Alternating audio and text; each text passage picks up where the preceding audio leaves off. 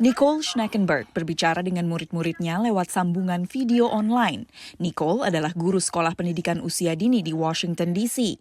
Murid-muridnya usia 3-4 tahun sudah belajar di rumah hampir seminggu sejak semua sekolah di area ini ditutup akibat wabah virus corona. The kids are mostly right now working on workbooks that we've handed out to them before school closed, or they're working on reading with their parents or their family members. Kini Nicole, pihak sekolah dan para orang tua murid harus mencari solusi lebih jauh karena pemerintah lokal memutuskan menutup sekolah-sekolah lebih lama. As we're moving to talk about closing for a longer period of time, they're starting to talk about what kinds of other things we could do. I'm trying to figure out a way that I can do some teaching that way.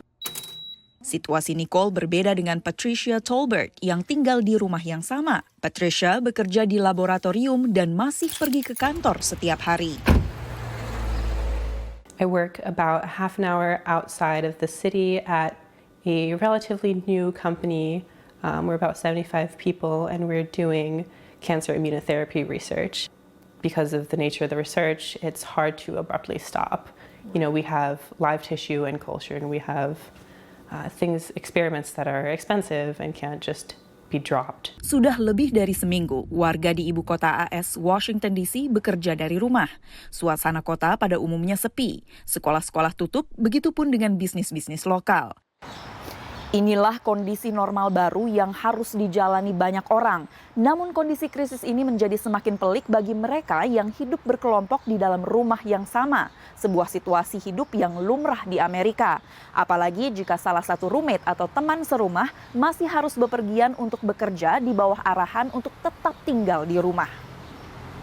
Nicole dan Patricia tinggal di sebuah rumah 3 lantai bersama 2 orang lainnya.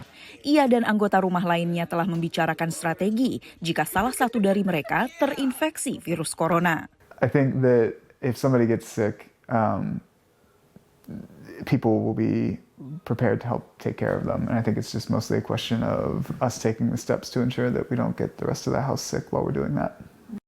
Namun apa yang paling tepat dilakukan dalam situasi mereka? Belum ada arahan dari pemerintah.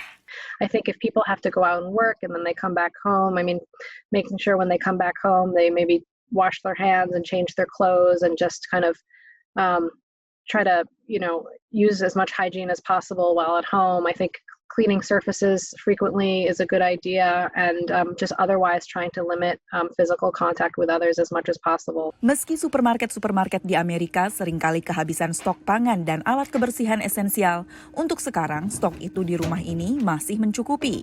Begitupun dengan harapan wabah virus ini akan mereda dengan segera. This will pass, but we haven't weathered the storm yet. It'll get worse before it gets better. Dari Washington DC, Valdya Baraputri, VOA.